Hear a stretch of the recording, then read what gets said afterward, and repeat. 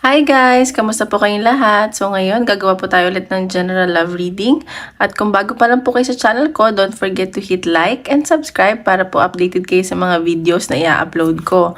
At paalala lang po, hindi po lahat ay makaka-resonate. So take what resonate and leave what doesn't. At sa mga gusto po magpa-private reading, message na po ako sa Facebook, nasa description box below, Lastella Micaela Tarot, okay? And pasensya na din po, hindi po ako nakakapag-videos araw-araw ngayon for the past few days, weeks, kasi po medyo busy lang, marami lang pong ginagawa. So as much as possible, ayan, gumagawa pa rin po ako ng video pag may time. Okay, so tingnan natin, kanino energy kaya makikita natin? General love reading. General love reading.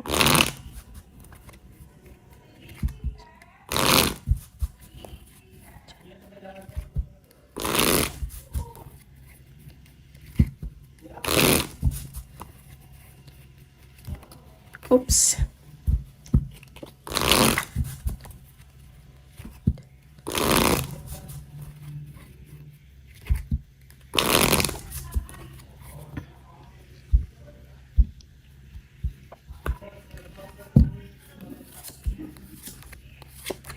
Oh. Okay, sa nakikita ko dito, siguro may, ano ba yan? Meron kang nagugustuhan na bago or may na-involve sa inyong bago at napag-aawayan nyo ng person mo. Kasi parang sa past may nangyaring third party or yung mga paghihinala. At meron din dito involved talaga sa third party. Ayan, so medyo nai-stress.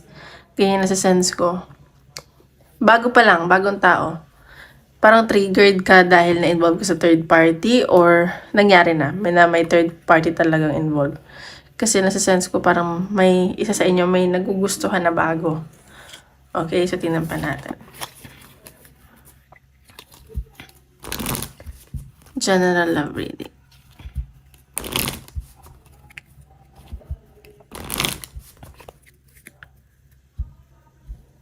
May nasasas din ako ng pag-aaway, pagtatalo dahil nga sa hinala at third party.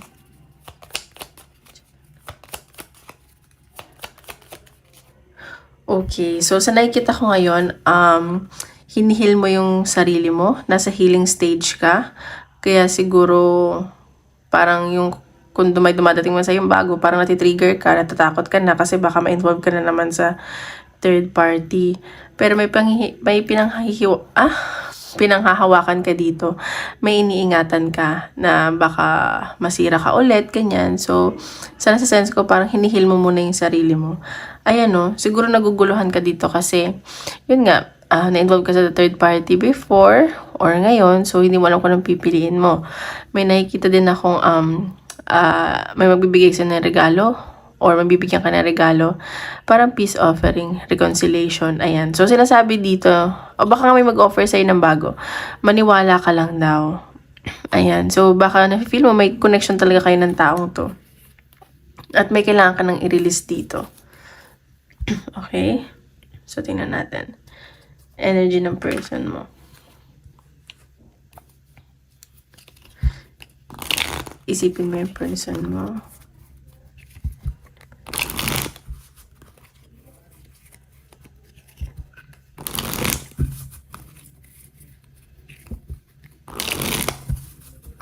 Tsaka yung third party, parang lang siya sa temptation, walang love. Ganun.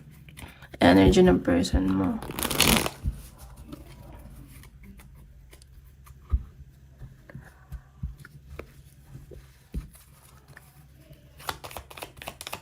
Isipin mo yung person mo, energy ng person. Okay.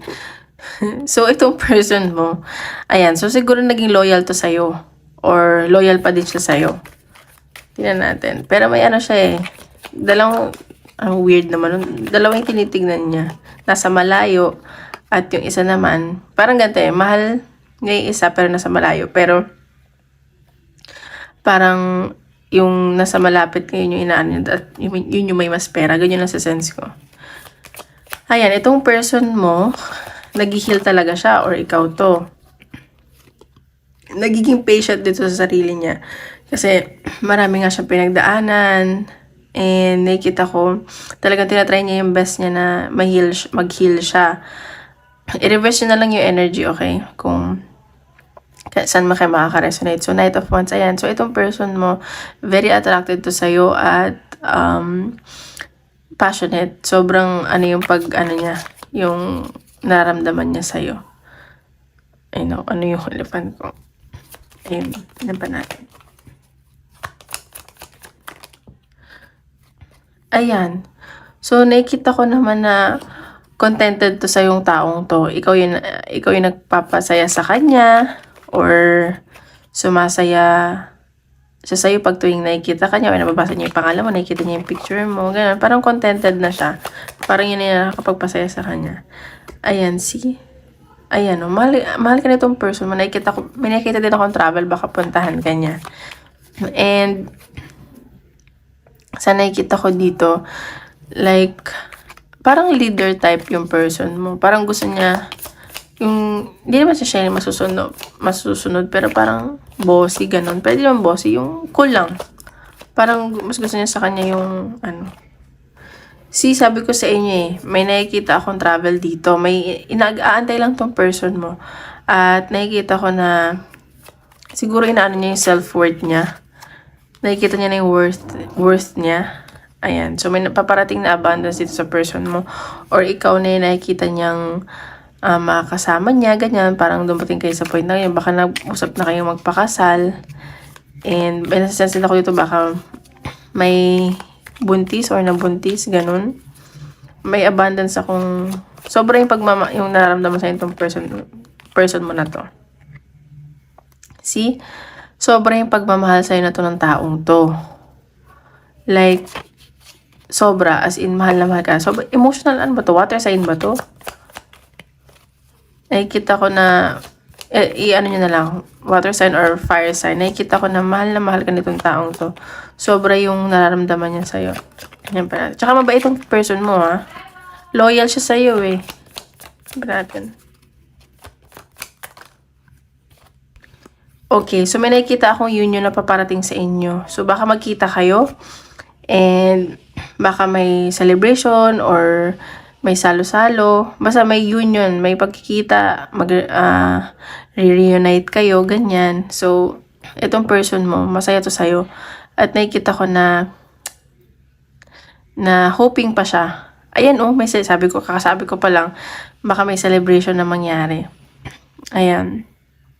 So, authority. So, meron dito, medyo authoritative yung energy, controlling, ganyan. Ayan. So, siguro baka ikaw to, controlling siya. So, nilet go mo siya, nagpapakatalino ka, ganyan. Ayan. So, yun nakikita ko. Wait lang, guys. Ay, sorry. Yung pinsan ko. So, ngayon, tingnan natin, energy mo naman. Energy mo.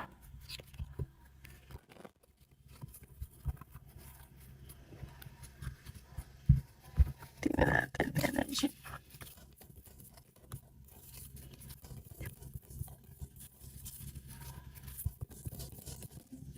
Okay, yung energy mo, ayan. So, parang ikaw nag-enjoy ka lang ngayon, gusto mo lang maging free, at feeling mo naka-move on ka na sa connection na to, or gusto mo na mag-move on. Ganyan sa sense ko. Or baka nagta-travel ka, gusto mo mag-travel around the world. Sige, yun nakikita ko. Iba natin. Parang ang dami mong gustong puntahan.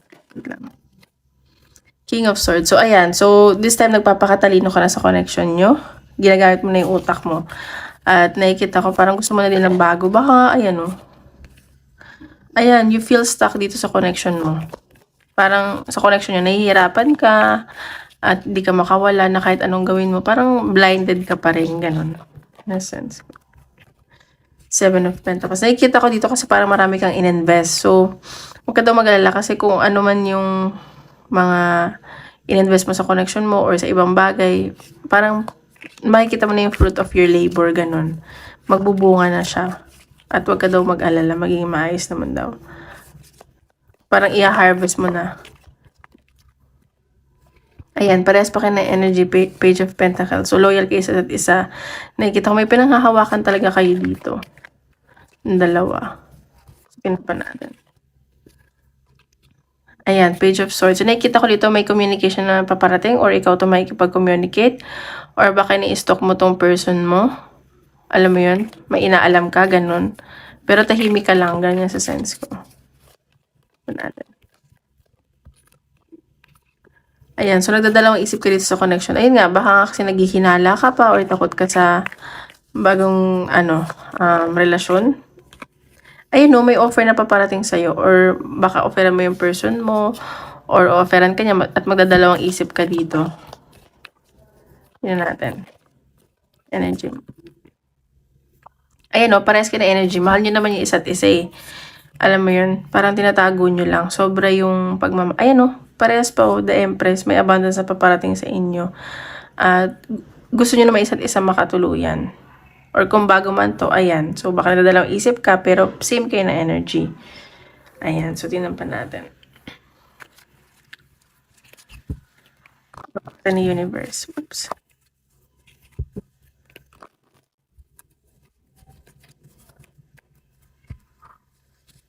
Tingnan natin.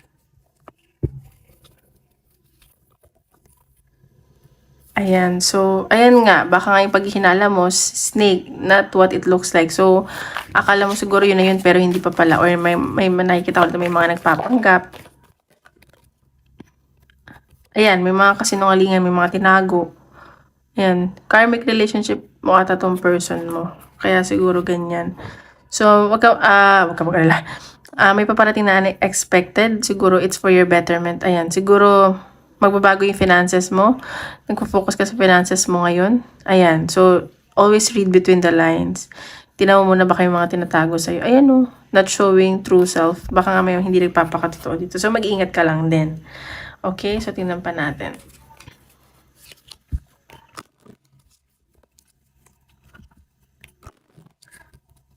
May mga tinago sa'yo to, no? Kaya siguro naging toxic kayo, may mga third party kasi karmic siya. So, pag karmic relationship, ano siya, parang kailangan may matutunan sa relationship niyo. Wait lang.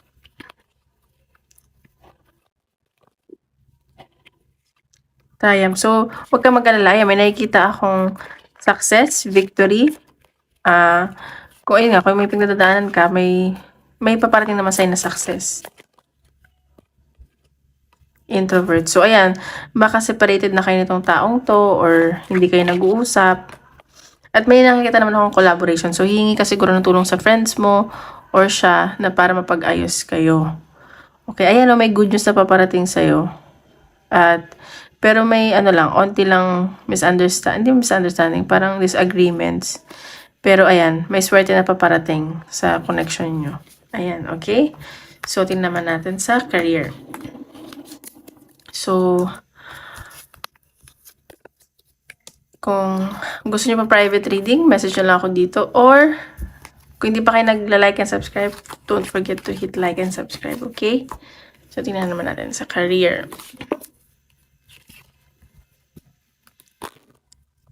General career reading.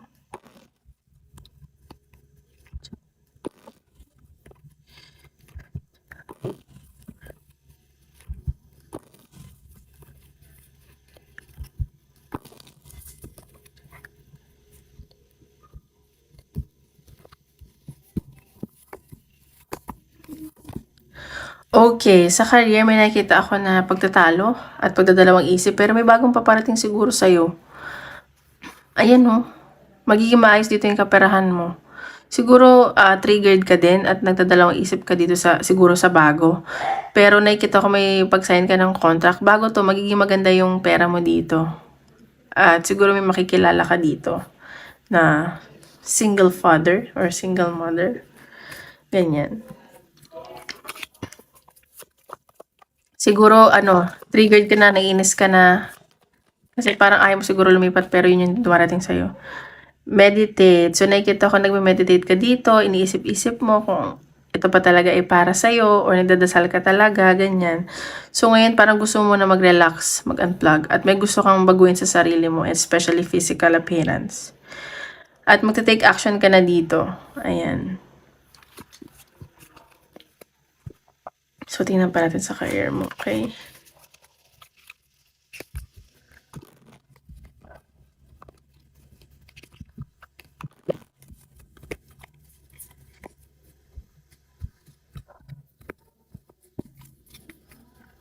career. Okay, so sa career may nagtapos talaga dito sa career mo or so baka nga lilipat ka na, pero ayaw mo ng tumanaw.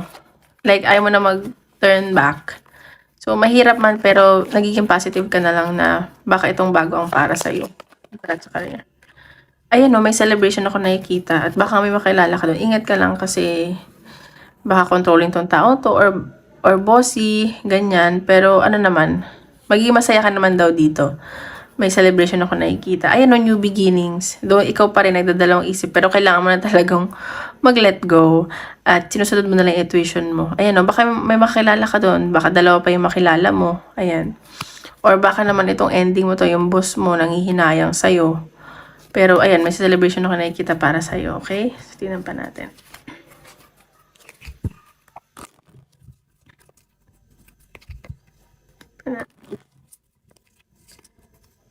So, career.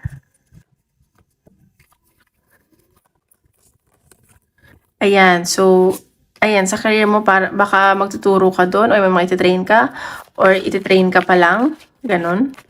So, parang marami kang malalaman dito. Yung knowledge, matadagdagan yung knowledge mo, ganyan. So, sumunod ka lang daw doon. Ayan, so baka marami ka lang din gagawin doon, mapagod ka, marami kang obligation. Baka medyo mataas yung posisyon mo, ganun. And dalawa yung lumabas. So baka ma-stress ka, pero para sa pamilya mo daw to. Ma-pressure ka dahil sa family mo. Ayan, so marami kang imagine, mamimiss mo siguro sila, ganun. So, marami kang parang mag-initiate ka dun sa mga ganun. Ayan. So, kailangan mag-compromise. And baka nga, nag-quit ka dun sa dati mong trabaho, kaya need mo mag-compromise. Ayun. So, tinan pa natin, advice para sa career.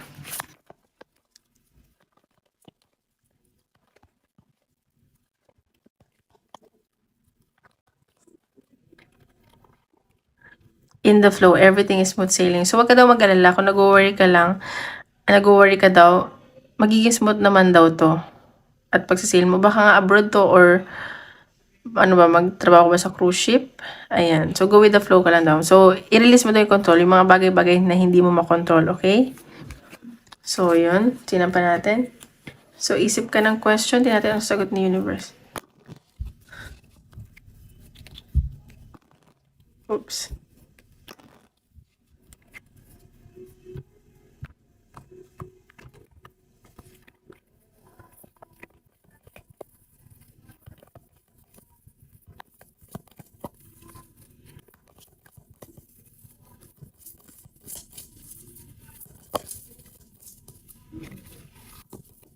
Trust. Oh, so maniwala ka lang da kung ano man yung tinatanong mo.